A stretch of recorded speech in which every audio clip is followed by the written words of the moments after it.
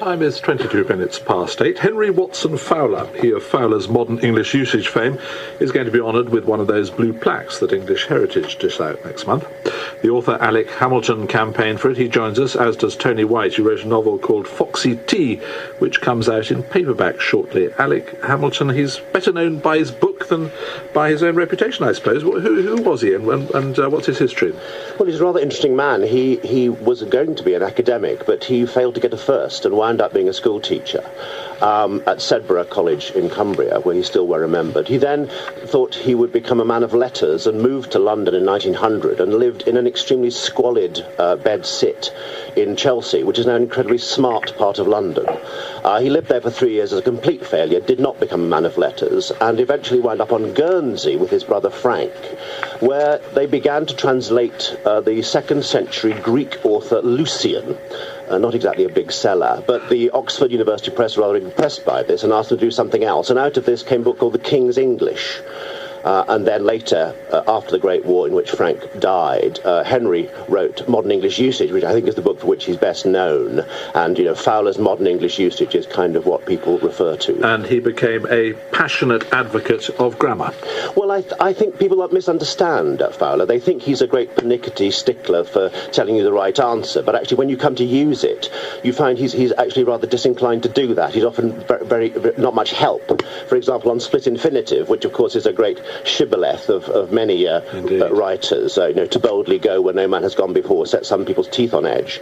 When you actually turn to the article, you find he says this: the English-speaking world may be divided into 1, those who neither know nor care what a split infinitive is; 2, those who do not know but care very much; 3, those who know and condemn; 4, those who know and approve; and 5, those who know and distinguish. And then he goes on for about 3 pages elaborating on that slightly unhelpful definition. Not helpful, but quite fun. Oh, very much fun, and I think that's a great thing about him now, that I think he's out of date, of course, and therefore irrelevant. But when you, like all good dictionaries, when you start reading him, you can turn the page, and just over the page in split infinitive, there's a marvellous, one of my favourite articles, on splutter, and I'll read it in full, it's very short. Splutter, sputter.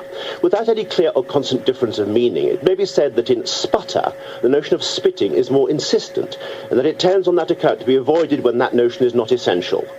So that's great. Classic defining something that doesn't need defining. Now, who cares? All right, Tony White, I mean, your book, I see, in one of its reviews, was described as being written in a broken rhythmic patois that has nothing to do with the literacy hour and everything to do with real words coming out of real mouths. Not, I imagine, written with a copy of Fowler's book at your elbow.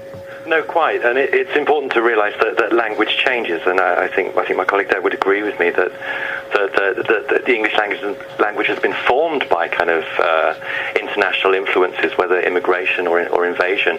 When I was writing Foxy-T, which is a love story set in contemporary Whitechapel, it would have been absolutely ridiculous for the characters and the narrator to be speaking like the Queen, and I really had to try and learn from literature and from some of the most important writers in Britain of the last 40 years, like Linton Kwesi Johnson, with what he did around the representation of black British voices in literature, and James Kelman with Scottish voices, and try and map this kind of hybrid language that's been evolving in our cities over the last couple of years. Mind you, it is important that we all understand it, isn't it? I'll just read a little bit of your book that I've got in front of me here. She looked at him, eyes which was bright and dark green, even by the light of that lamp they had by the telly, she could see them soft hairs on him cheek. It's getting quite close to the edge, that isn't, where some of us are going to be excluded from the book because we don't understand the language. Well, I think you'll be reading it on the tube home, actually, but now you've started. But unfortunately, I've just got a little bit. What happens? But this is a kind of language that's evolving all around us, and we use language and we enjoy it, and we learn, literacy, excellent literacy, not from grammar, though grammar is useful, but we learn it from our primary encounters with language, which are speech and reading, and we learn to love language and to use it.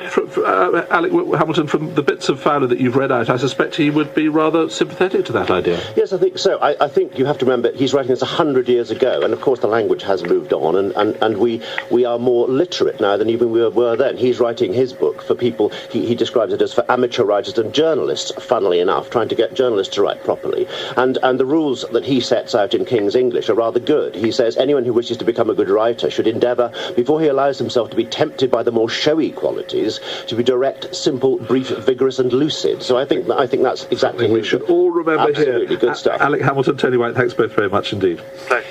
27 minutes past.